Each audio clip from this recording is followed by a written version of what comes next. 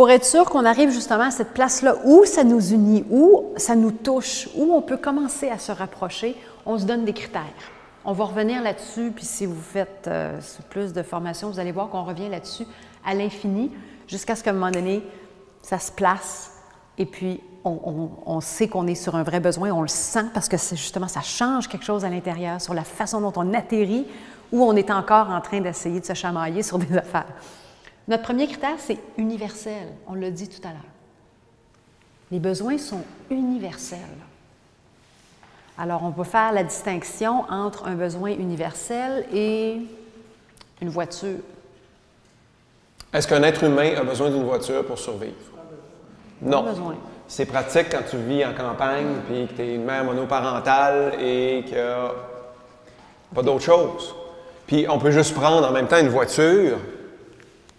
Quel besoin ça peut combler dans le cas de la mère monoparentale qui est dans le fond du Durand?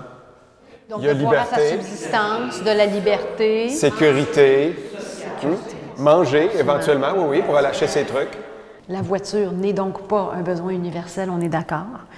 Intangible, on en a parlé tout à l'heure. Intangible, ça ne se mesure pas, ça ne se compte pas. L'argent, c'est un besoin? Ah, ça, c'est la plus grosse pogne! Oui, c'est une question piège. OK. Est-ce un besoin humain? Non. OK. C'est important. Parce qu'on a vraiment bâti une société où c'est facile de croire que l'argent, c'est un besoin. C'est très facile. Ça reste un excellent outil dans notre société en ce moment pour combler beaucoup de nos besoins.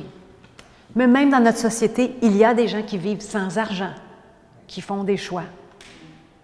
Ce n'est pas les choix que moi j'ai faits, mais ce sont des choix tout à fait valables. Pour combler quel besoin, peut-être?